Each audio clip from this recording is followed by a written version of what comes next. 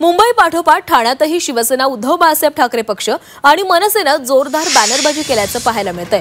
उद्याच्या विजयी मेळाव्याच्या पार्श्वभूमीवर ठाण्यात हे बॅनर झळकावण्यात आलेत। ठाण्यातील हरिनिवास सर्कल इथं दोन्ही पक्षांच्या कार्यकर्त्यांनी एकत्रितपणे हे बॅनर लावलेले आहेत। सरकारला ओढ लागली होती हिंदीची, जनतेला ओढ लागली आहे दोन भावांच्या एकत्र येण्याची, असा मजकूर या बॅनरवर लिहिण्यात आलाय।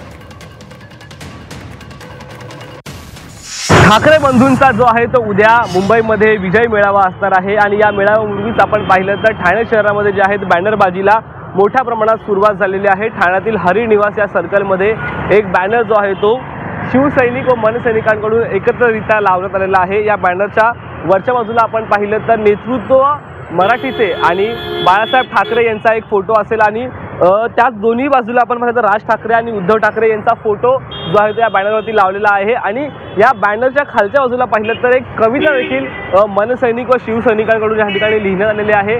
महाराष्ट्राची भाषा मराठी पण सरकारला ओढ लागली होती हिंदीची, महाराष्ट्रात सरकार बसलंय तिघांचं पण जनतेला ओढ लागली दोन भावांची, असा मजकूर देखील या खाली लिहिलेला आहे। त्याचबरोबर खालच्या बाजूला आपण पाहिलं तर ठळक अक्षरामध्ये मराठी अधिक ठाकरे बरोबर महाराष्ट्र चला वरळी असं देखील या बॅनरवरती लिहिण्यात आलेलं आहे। त्याचमुळे आता उद्या नेमकं ठाणे शहरातून ठाकरे गटाचे कार्यकर्ते असतील किंवा मनसैनिक असतील ते कशा प्रकारे एकत्रितरित्या मुंबईमध्ये निघतात हेच पाहणं महत्त्वाचं असणार आहे। शुभम कोळी, झी मीडिया, ठाणे।